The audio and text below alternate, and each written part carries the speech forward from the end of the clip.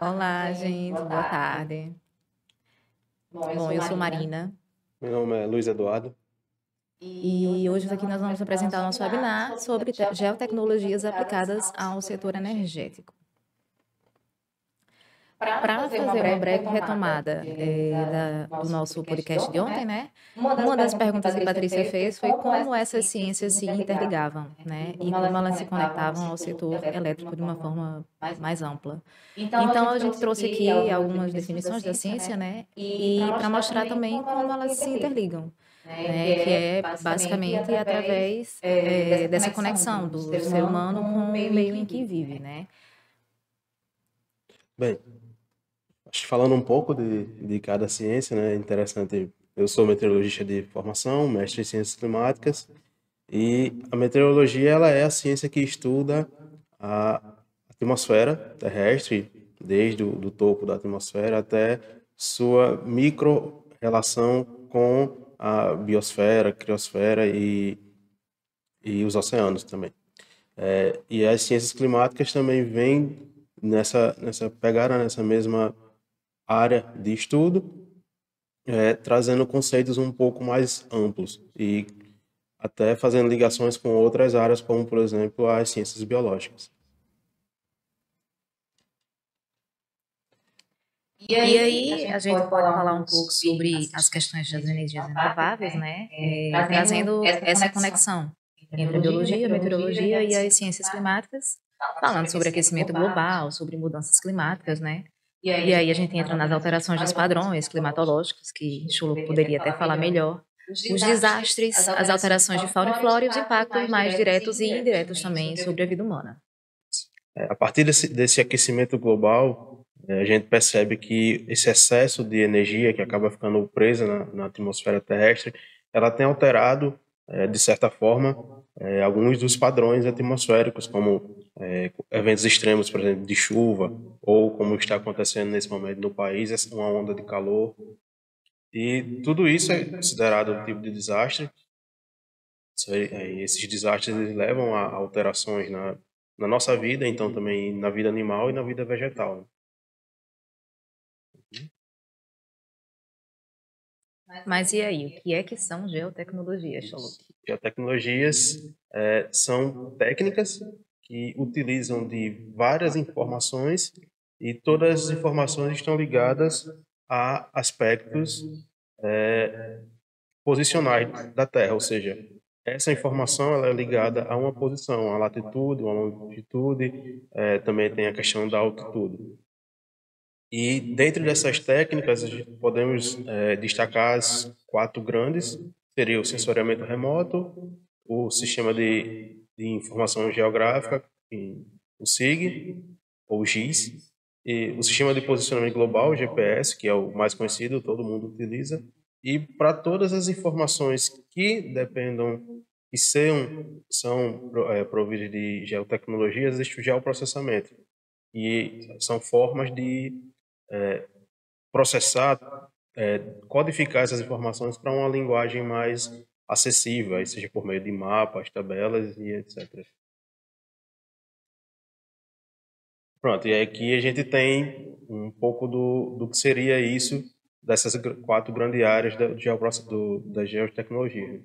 O Sistema de Informação Geográfica, o SIG ou GIS, ele codifica o mundo real em camadas. Então a gente tem camada de dados. Esses dados ele pode ser uma imagem de satélite no visível ou em outras bandas espectrais, pode ser a questão da elevação do terreno, o tipo de vegetação que existe naquela área, e tudo isso combinado traz uma representação do mundo real.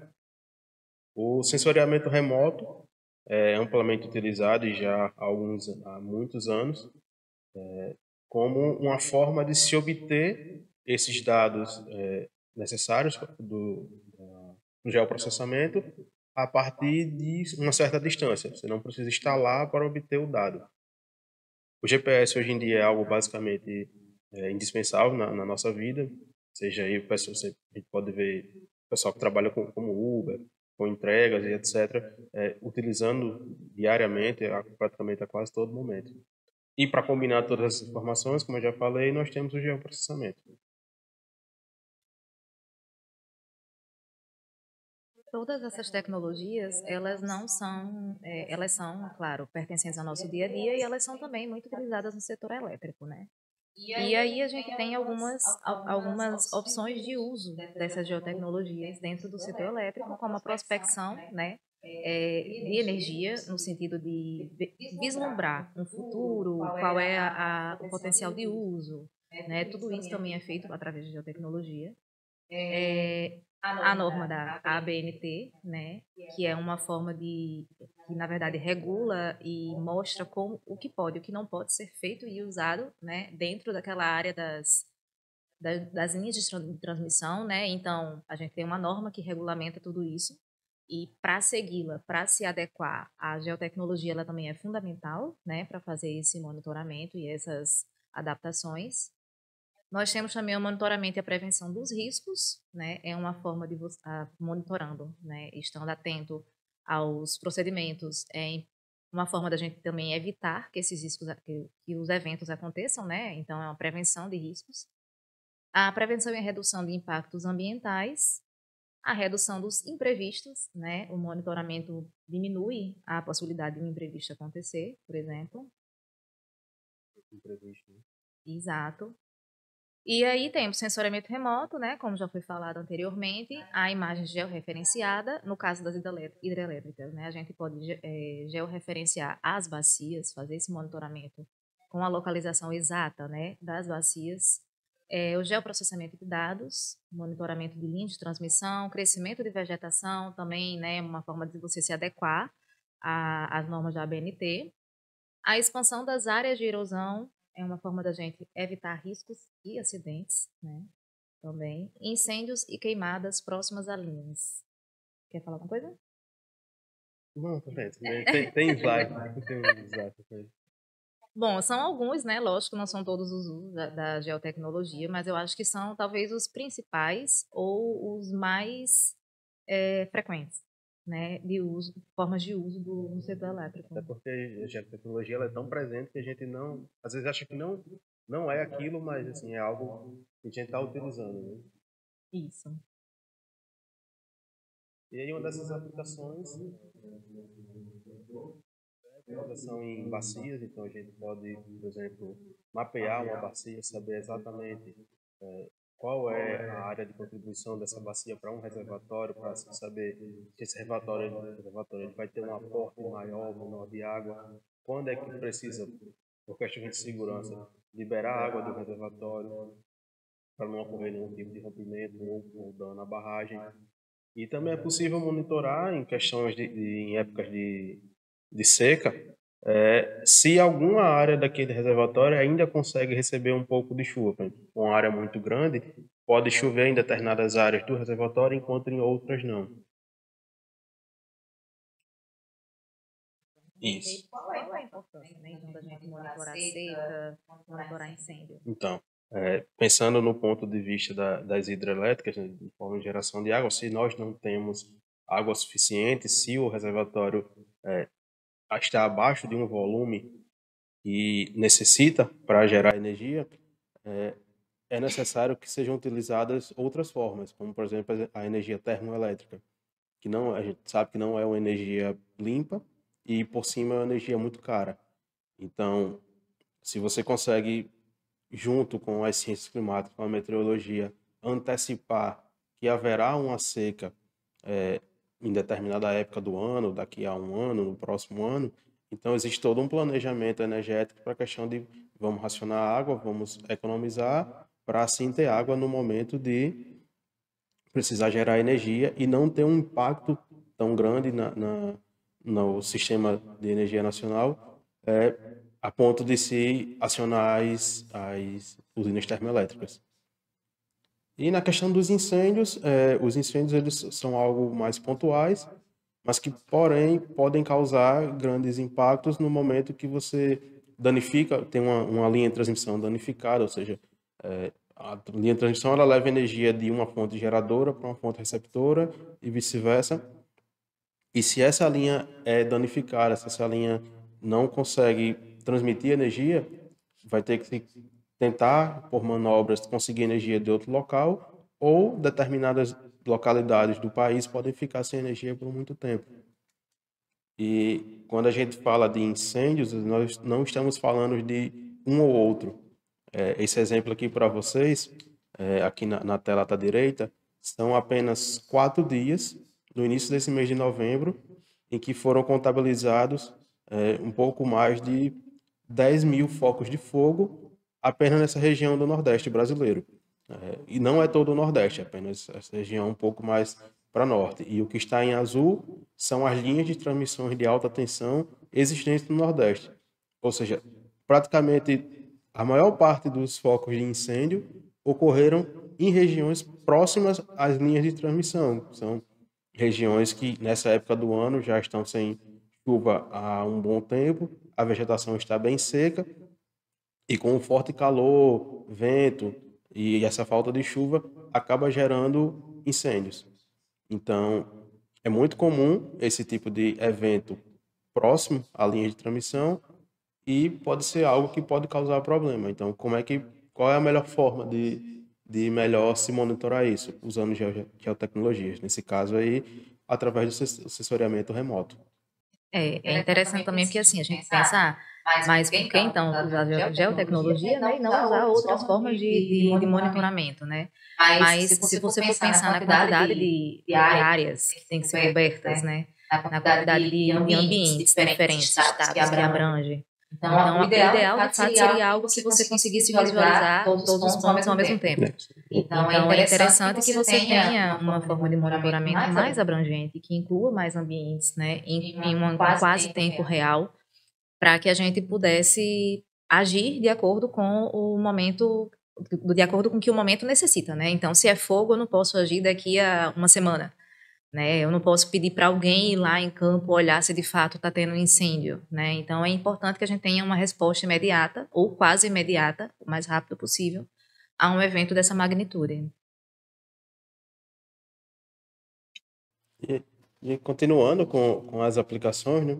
É muito importante também verificar essa questão da erosão e das áreas que sofrem com erosão, pois se você tem também uma linha de transmissão e num evento de chuva, essa linha chega a tombar, a cair, porque ela estava em uma área de erosão que com a chuva se expandiu e danificou a rede elétrica. Então, assim, colocar novamente uma linha em pé, fazer toda a ligação, pode levar um certo tempo, né? O que levaria a muitas pessoas sem energia por um bom tempo. E pelo monitoramento via satélite, né, que é essa imagem que está na tela, esse mapa na tela, a gente consegue ver o caminho que a água está percorrendo e calcular o risco, né, de erosão. Então, a gente consegue antever um pouco a probabilidade daquilo acontecer, né, daquela erosão acontecer. E isso é importante, que a gente pode, inclusive, salvar vidas, né, pensando dessa forma.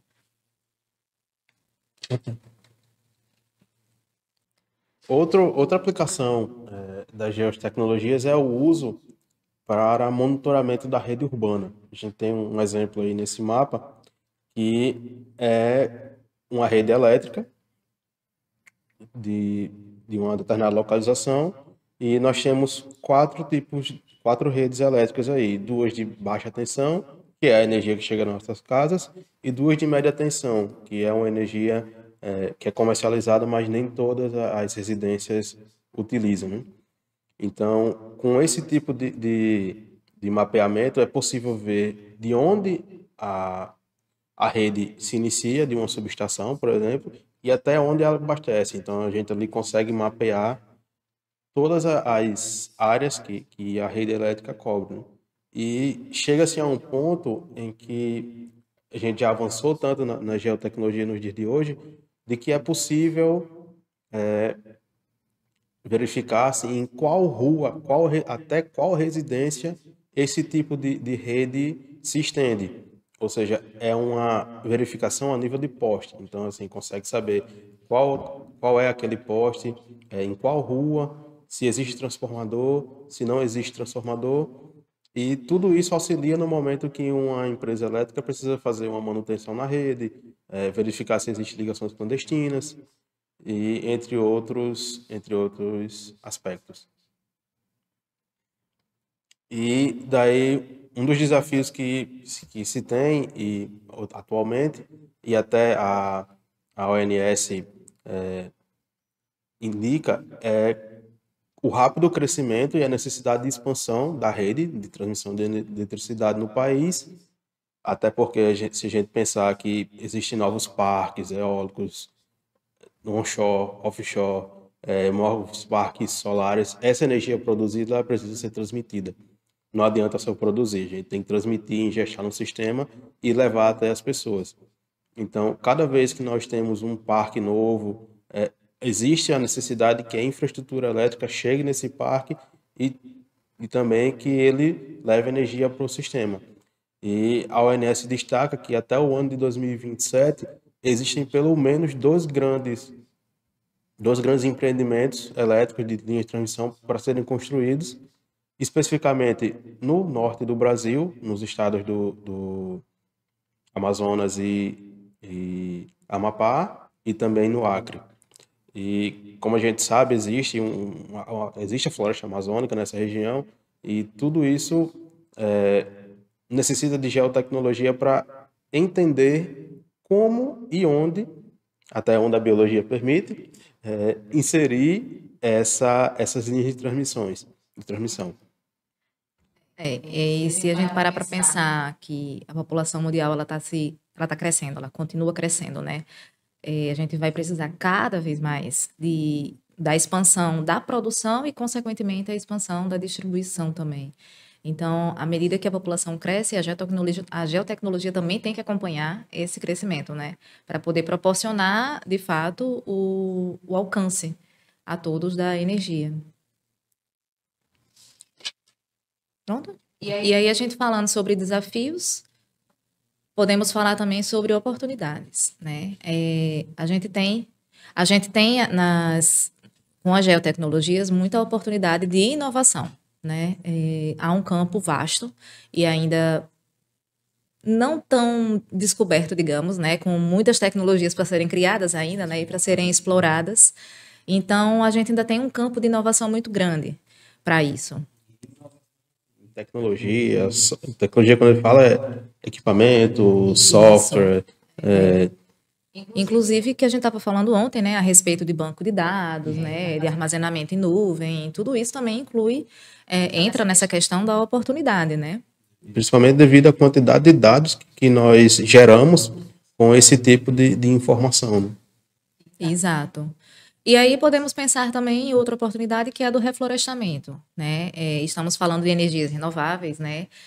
A gente falou logo no começo sobre a questão das ondas de calor que está todo mundo sentindo, né? Todo mundo passando ao redor do mundo.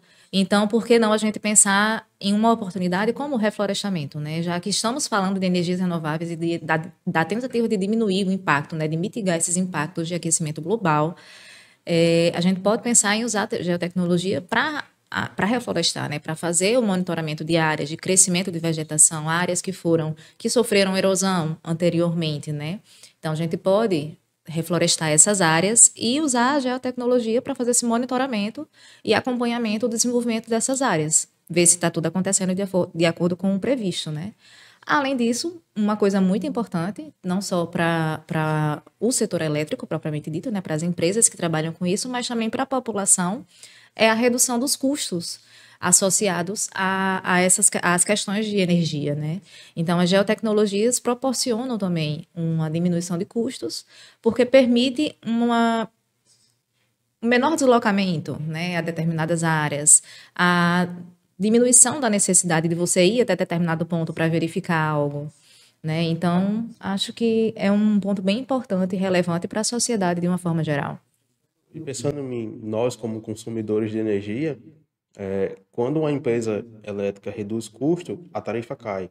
Principalmente se esse custo for ligado à perda de energia por roubo, como o famoso gato. Então, se a gente consegue eliminar os gatos, existe um tipo de tarifa chamada tarifa regulatória, que ela é cobrada a partir do momento em que a empresa começa a perder uma certa quantidade de energia. Porém, a empresa não perde, porque ela repassa isso para o cliente. Então, a partir do momento que existe essa aplicação de energia, desculpa, de tecnologia, e o gasto regulatório diminui, então o cliente também é beneficiado. E acho que podia, inclusive, botar uma vinheta aqui daquela propaganda de não fraudar, né? Energia, botar uma propaganda de gado aqui no meio. Mas são pontos importantes a serem considerados, né? A serem pensados. Então é isso, pessoal. Queremos agradecer a presença e a atenção de todos nesses últimos minutos. E nossos contatos estão na tela, tendo qualquer dúvida, necessitando de qualquer informação, nós estamos disponíveis a sanar as dúvidas de vocês. Agradecemos a todos pela paciência de ouvir e ao Easy pelo convite, né? Muito obrigada.